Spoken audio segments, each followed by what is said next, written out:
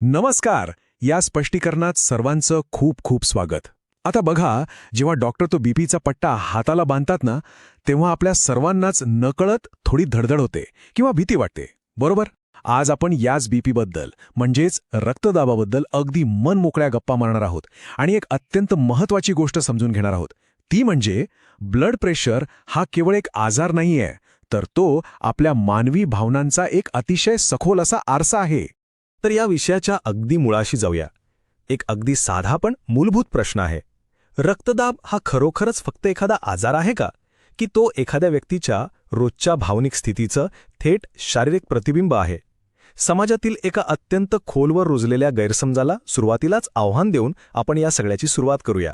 आजच्या या स्पष्टीकरणात आपण काही महत्त्वाचे टप्पे पाहणार आहोत. 1. रक्तदाबाची नवीन व्याख्या. 2. दाबामागील विज्ञान. 3. भावना आणि शारीरिक प्रतिसाद. 4. दीर्घकालीन परिणाम. 5. भावनिक संतुलनासाठी उपाय. आणि शेवटी 6. गैरसमज विरुद्ध तथ्य. वैद्यकीय भीतीतून बाहेर पडून आरोग्याचे नियंत्रण स्वतःच्या हातात घेण्याकडे जाणारा हा आपला आजचा मार्ग असेल. चला तर मग पहिल्या भागाकडे वळूया. भाग 1. रक्तदाबाची नवीन व्याख्या, वैद्यकीय निदानाच्या पलीकडे. यातून मानवी आरोग्याविषयी आपली नवीन समज कशी विकसित होते ते पाहूया. इथला सर्वात महत्त्वाचा मुद्दा हा आहे की ब्लड प्रेशर म्हणजे मानवी शरीराचा एक अगदी नैसर्गिक असा शारीरिक आणि भावनिक प्रतिसाद आहे. यावर आपली जीवनशैली, आपला ताणतणाव आणि आहार यांचा थेट प्रभाव पडतो. म्हणजे बघा, ही स्थिती मुळात एखादा आजार नाहीच आहे, तर ती एक स्वाभाविक प्रतिक्रिया आहे. आपण रोजच्या जीवनात जो ताणतणाव सहन करतो त्याला आपलं शरीर कसा प्रतिसाद देतं हे दर्शवणारा हा एक मीटर आहे असं म्हणायला हरकत नाही. आता वळूया दुसऱ्या भागाकडे. भाग 2. दाबामागील विज्ञान, तांत्रिक बाजू समजून घेणे. मानसशास्त्रीय बाजूकडे जाण्यापूर्वी आपलं हृदय प्रत्यक्षात कसं काम करतं याच्या जैविक वास्तवाची माहिती असणं आपल्याला अत्यंत आवश्यक आहे. शरीराच्या आत नक्की कोणते यांत्रिक बदल होतात हे समजून घेणं खरंच खूप रंजक आहे. जेव्हा रक्त हृदयातून शरीरात पंप होतं तेव्हा ते रक्तवाहिन्यांवर साहजिकच एक दबाव टाकतं. यात 2 मुख्य मोजमापं असतात. एक म्हणजे सिस्टॉलिक म्हणजेच वरचा दबाव. जेव्हा हृदय सक्रियपणे आकुंचन पावतं आणि रक्त पंप करतं तेव्हा निर्माण होणारा हा दबाव असतो. आणि दुसरं म्हणजे डायस्टॉलिक म्हणजेच खालचा दबाव.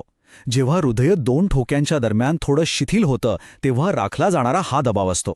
ह्याच प्रक्रियेवर आपल्या भावनिक अवस्थांचा नेमका कसा प्रभाव पडतो याचीही एक उत्तम पूर्वतयारी आहे. पुढे जाऊया. भाग 3. भावना आणि शारीरिक प्रतिसाद, मन आणि शरीराचा संबंध. आता आपण शरीर रचनेकडून थेट मानसशास्त्राकडे वळूया, जेणेकरून मन आणि आपली रक्तवाहिनी संबंधी प्रणाली यांच्यातील सखोल संबंध आपल्याला पाहता येईल. आता हे बघा, मन जे अनुभवतं आणि हृदय जे करतं त्यांच्यातील हा कारण आणि परिणाम संबंध किती अतिशय स्पष्ट आहे. राग, चिंता किंवा खूप भीती वाटली की साहजिकच आपला रक्तदाब वाढतो. याउलट जेव्हा आपण खूप आनंदात असतो किंवा शांत असतो तेव्हा बीपी एकदम संतुलित राहतो.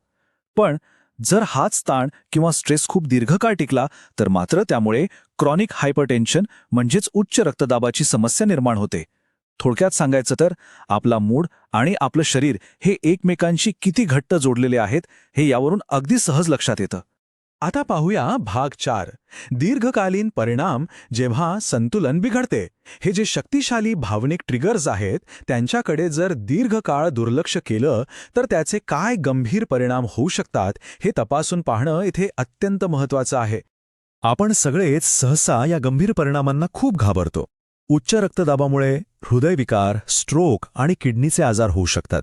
तर कमी रक्तदाबामुळे म्हणजे हायपोटेन्शनमुळे सतत चक्कर येणे, खूप थकवा वाटणे आणि अचानक बेशुद्ध पडणे यांसारख्या समस्या उद्भवतात. पण या सगळ्यातला मूळ धोका कोणता आहे? तर तो आहे आपली भावनिक अस्थिरता. सततच्या तणावामुळे कालांतराने संपूर्ण शारीरिक आरोग्यावर अत्यंत वाईट परिणाम होतो. आणि हे परिणाम समजून घेणं हेच आरोग्याचं नियंत्रण आपल्या हातात घेण्यासाठी आवश्यक असलेलं सर्वात पहिलं पाऊल आहे. आता इथून या स्पष्टीकरणाचा सर्वात सकारात्मक आणि आपल्याला सक्षम करणारा भाग सुरू होतोय. भाग 5. भावनिक संतुलनासाठी उपाय, नियंत्रण परत मिळवणे. आता या उपायांकडे केवळ एक कंटाळवाणं काम म्हणून पाहू नका, तर स्वतःच्या भावनांवर प्रभुत्व मिळवण्याची एक उत्तम साधनं म्हणून पहा. पहिलं पाऊल म्हणजे भावनिक नियंत्रण.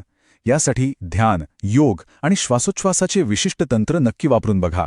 दुसरं म्हणजे आपल्या जीवनशैलीतील बदल.